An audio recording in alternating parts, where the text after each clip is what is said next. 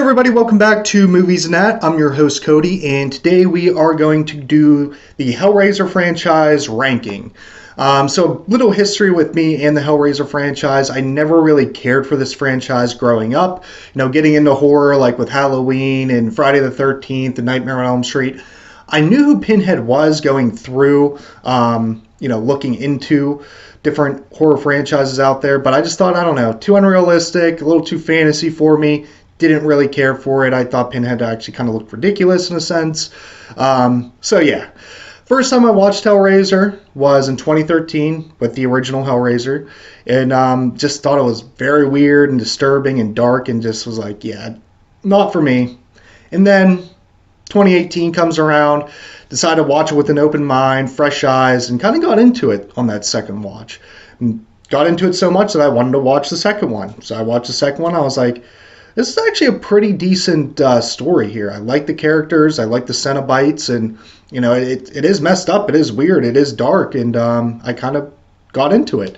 So that was it until the reboot was announced for 2022, and then I decided to watch 3, and I decided to watch 4, and I was like, I actually kind of like Hellraiser. So watched the reboot, and that really got me into it and really made me become a fan. And so I decided to watch all the VOD sequels that came after that. And a lot to say about them, and just they're definitely not good. So with that being said, let's go ahead and get into the ranking. We got 11 films to go through, so let's do it. Coming in at number 11, that is going to be Hellraiser. Excuse me. Coming in at number 11, that is going to be Hellraiser Hellworld. So Hellraiser Hellworld, I remember seeing this in the video rental store, the cover for it, and I kind of thought it looked cool, like it'd be a cool movie. And I was actually a little bit excited to watch it when I was going through these movies. And yeah, everything but that. Total disappointment. And if I'm being honest with you, I really don't remember much that happened in the movie because I just kept zoning out. I got so bored with the movie from start to finish that just even when Pinhead got on the screen, I didn't really care for it. I kept finding myself pausing the movie to see where I was at in the runtime to see how much time was left. And when you're doing that, it's not a good movie regardless of what you're watching. So Hellraiser Hellworld is my number 11. Coming in at number 10, that is going to be Hellraiser Revelations, and this is most commonly everyone's worst Hellraiser movie, and I understand why. It is so low budget. The story, actually, let me back up here.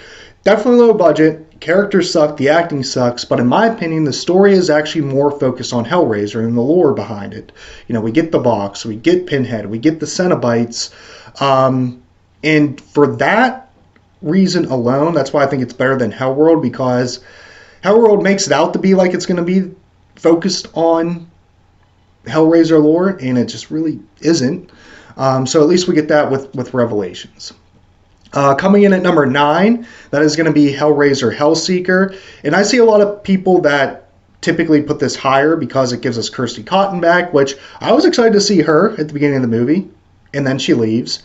And we focus on her husband through the entire rest of the movie until the end. And her husband's just a dick. He's just an asshole, and you hope he dies.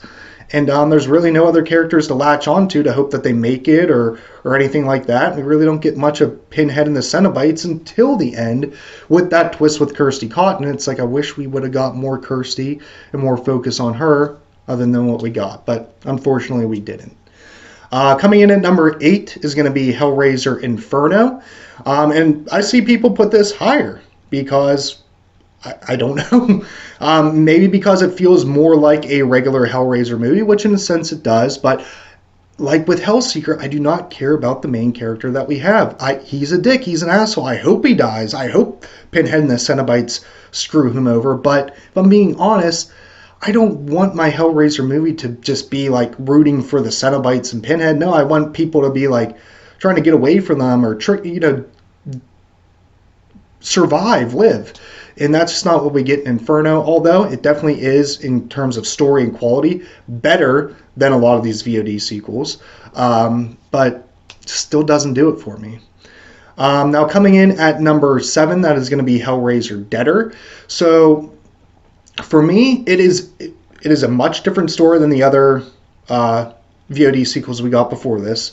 I like that cult that we get that is trying to straddle that line between life and death and immortality and achieve that and control that. And they're trying to figure out different ways to do so, to harness that power. And that's kind of where we get the Hellraiser lore, right? We get the box, but then we get this woman, this journalist, reporter, that is investigating this cult, and she keeps on getting closer and closer to them. And with that, she is getting sucked in to that underground life that the cult is in. And eventually, Pinhead and the Cenobites come to, and they put an end to that cult because the cult is basically trying to do what the Cenobites and Pinhead already do. And Pinhead's like, no, we're the masters of this. We control this, not you, and you're not gonna.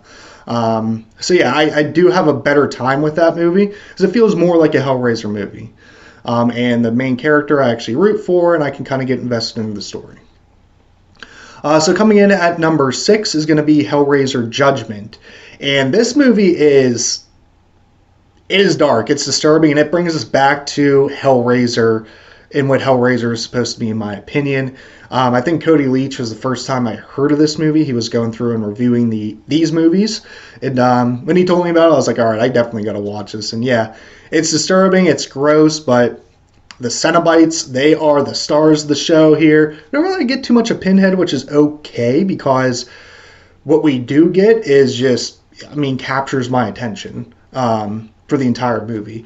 And I just like how they kind of put the box to the side. It's still there, but it's off to the side. And focus on luring these terrible, bad people in and getting them to confess to their sins and all the terrible things that they've done, auditing them and judging them for it. And whatever their I guess, verdict is, it's never good, but it's messed up. It's terrible, and how they do the auditing and the judging and all that stuff is just balls to the wall crazy. So, yeah, Judgment's a good time in my opinion, but definitely disturbing. Now, coming in at number 5, that is going to be Hellraiser Bloodline. So this is the 4th installment in the franchise, and it was actually the last installment to be theatrically released. And I really do enjoy that movie a lot. I like how they do a past, present, and future aspect to the storyline here. And it focuses on Merchant, the toy maker, the one who created the Lament configuration, the box. So it shows how that is created back in the past in the 1700s. And that's disturbing in its own, of how, I guess, the first time the puzzle box was used to summon the Cenobites, and that's how we get the demon of Angelique, and just shows how this was all unleashed, right? Then we focus on the present, which is kind of, it's Marchand's lineage, still doing things like with puzzles and art and all that stuff. But Pinhead is after him, Angelique is after him, because he's the toy maker. He's the toy maker's family, and they want to end him so that they can reign supreme. And then we get the future aspect, which is Pinhead, a Hellraiser in space, which is pretty cool. It's this giant space station that, again, Marchand's lineage is trying to close the gateway to hell forever, kill Pinhead for good and the Cenobites, and that's what happens at the end there. And again, I have a fun time with it. It's a little less serious than the others, but they did something different, and I think they did a good job with it. Coming in at number 4 is going to be Hellraiser 3, Hell on Earth. Now, I actually used to have this in my 3rd, but I'll explain why I switched this up. Why I switched this up is because the last watch I had with Hellraiser 3, I was like, it's fun, it's Pinhead's movie, but I do not care for the character of J.P. Monroe. I don't care for the reporter and Joey. I feel like they kind of rushed through her story, really didn't develop her well. We're supposed to care for her, and we just kind of get thrown into her life. More invested into J.P. Monroe's girlfriend, Terry, but I don't even think she's that great of an actress. And I don't know, I just feel like the story is just a little too dull. and whatnot. But once Pinhead gets going, right, and does his thing, like that's fun to watch. But that's literally the last 15 minutes of the movie, if that. And we get a couple cool new Cenobites, but again, they're not really in the movie that long. So, with that being said, I just feel like it was a missed opportunity with Hell on Earth. I feel like they kind of went the Jason Takes Manhattan route by focusing on Manhattan in that movie in the last 15 minutes, and they literally focused on Hell on Earth in this movie in the last 15 minutes here, and it was kind of melodramatic in my opinion. But other than that, I mean, it's still a fun time. Now, coming in at number 3 is going to be the reboot, Hellraiser 2022. And actually, when I first saw this, I had this back at my number 5, so it has climbed the ranking since. Because, in my opinion, it is disturbing and dark, and all that Hellraiser lore is there. So for me, like, we get what those first 2 movies set out to do. In this one, it's just done a little differently. The Cenobites look a little different, and that's kind of the problem that I still have with this movie. Like, the Cenobites are scary, don't get me wrong, but a couple of them look like aliens. Like, they really don't look like Cenobites. I don't know, maybe it's just because they don't have that the black leather on them anymore or anything like that. But I mean, they are disturbing, don't get me wrong. But I'm not really just a huge fan yet of the new Pinhead. I miss Doug Bradley. Like, his character just felt, I don't know, much more passionate about the role, much more of a, I don't know the right word for it, much more of a force to be reckoned with. But also like that British kind of mannerisms and talk that we get from Doug Bradley, I think also made that character what we know and love here as well. But no, I mean, the Pinhead we get in this one is scary. She is fine, but I don't know, I miss Doug Bradley's Pinhead. But yeah, story-wise, I feel like it's a little rushed, but again, it focuses more on that Hellraiser lore. We get some wild stuff in here. We get more variations of the box and explanation on that, and all this, desire for lust and greed and power and all that stuff that we get in there.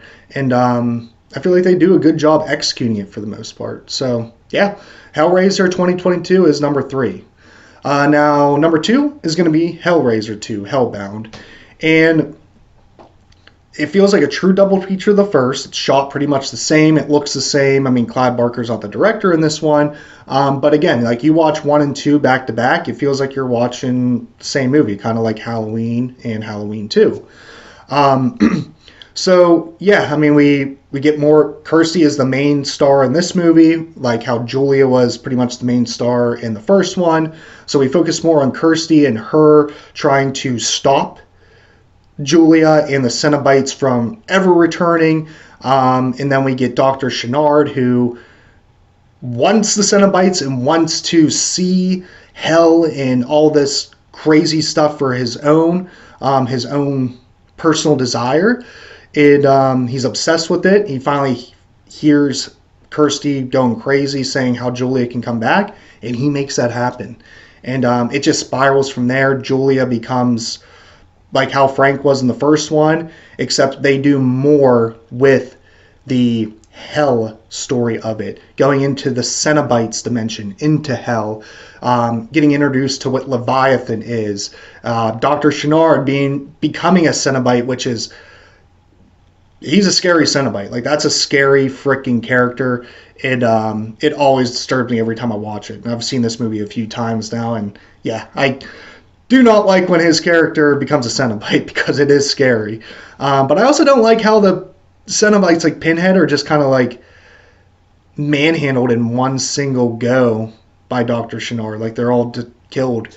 But anyways, with that being said, it is a very good Hellraiser movie. And like I said, any Hellraiser movie that I've seen and is coming out now, I have to put it up against the first and the second movie, because that's the bar. That's the bar that these movies need to either get to or exceed. So yeah, Hellraiser 2, fun time.